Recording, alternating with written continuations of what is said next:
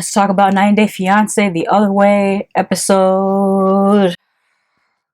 One day I'm going to learn which way to point.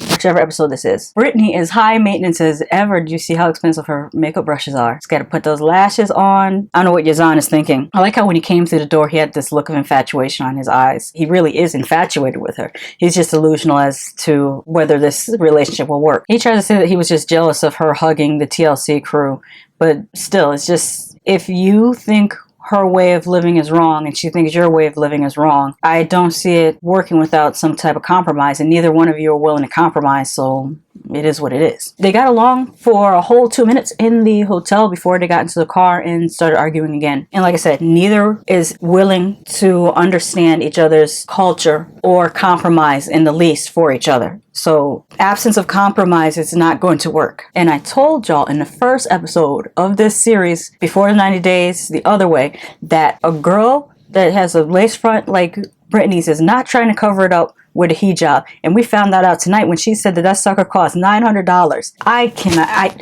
Oh, I'm touching my microphone. Her wig cost more than my first car. I'm so not on her level. Like, my most expensive wig is like $54, and I didn't even pay $54 for it because I got it on sale 50% off. So I paid 20 something, maybe $27 for it, something like that. And I wear synthetic. If I want to wear real hair, I just wear my own hair, as messy as it is. We already went over how messed up my hair is right now, and we're just gonna, my sister said I look like a witch. That's okay, I'll be witchy. But I don't think I'll ever be on $900 wig level. Like, I can't even fathom. If I had $900, I would go on a vacation. That's vacation money. You spent vacation money on hair.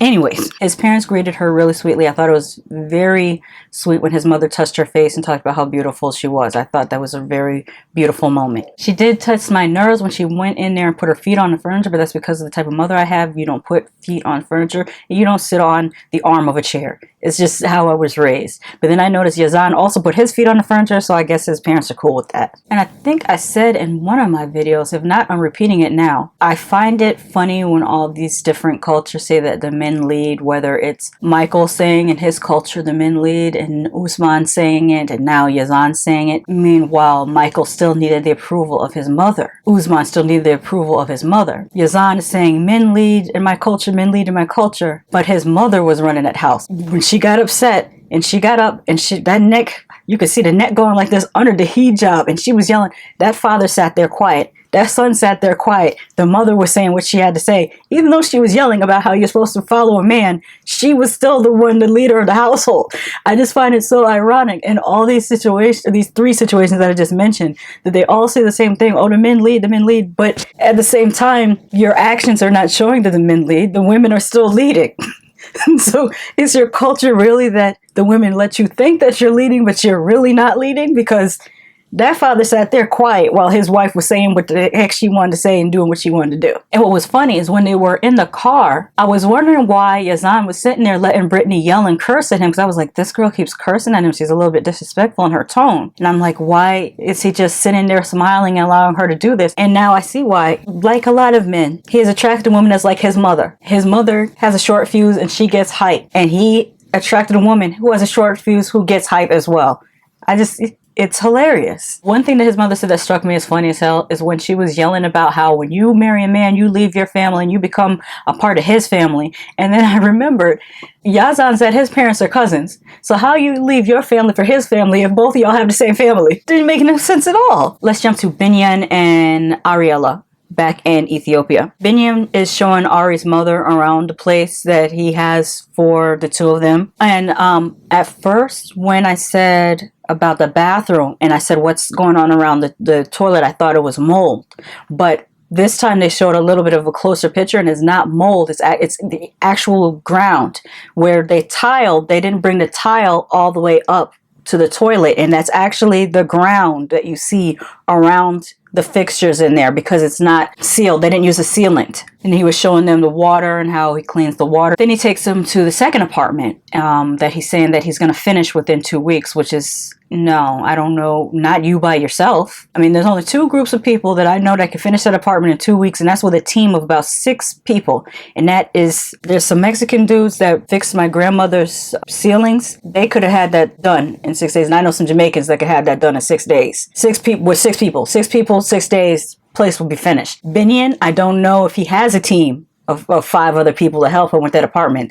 I don't see that being done in 2 weeks' time, especially with all the exposed wires and everything. Something that Ariella said that was interesting is she said, I don't understand how he didn't get these things done and he didn't show it to me when I talked to him for 3 hours a day.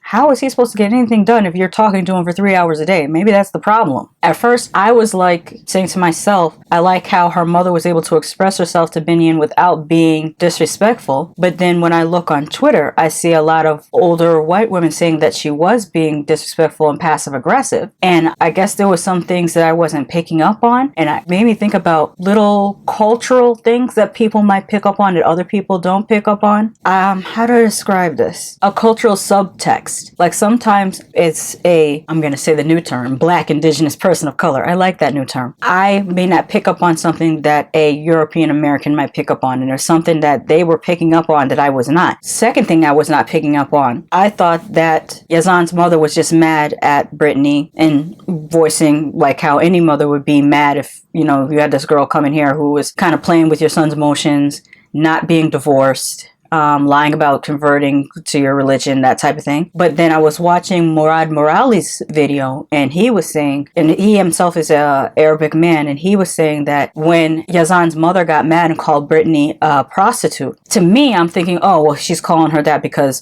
of the Instagram stuff and her dropping it like it's hot, and, you know, that would be really out there for a very devout religious family. But he said that there's a cultural subcontext to that too, because he said in the Arabic community, they will call a Black woman a prostitute as an insult. I wouldn't have known that cultural subtext. It's very interesting. That's why I like watching this show. It's not just to laugh at the follies of people doing dumb things, but we can also learn from these things. It's also why it's important to have a variety of perspectives talking about this show, because if I had not seen Murad's video, I wouldn't have known that. If I had not been on Twitter and looked at other people's opinion of what they saw, I would not have, you know, thought of it from a different perspective.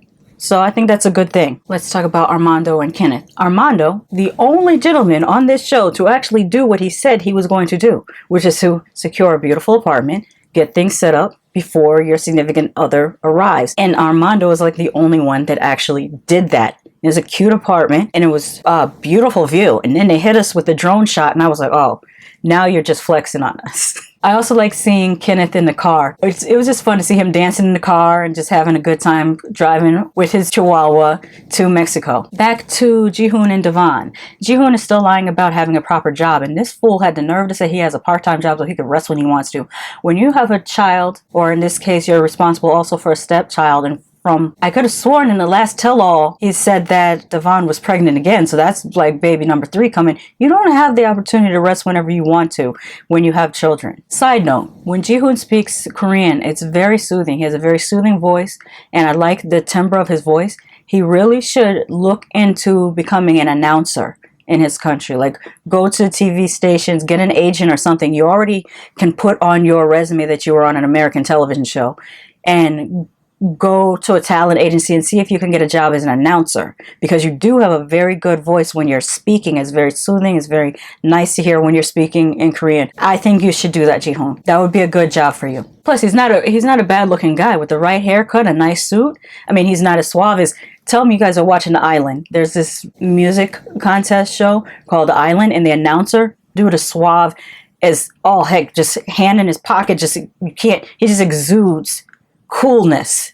Like, Jihoon will not be on his level as far as being an announcer, but he has a good, well, not yet. He could aspire to be that anything's possible. I never write anybody off because anything is possible.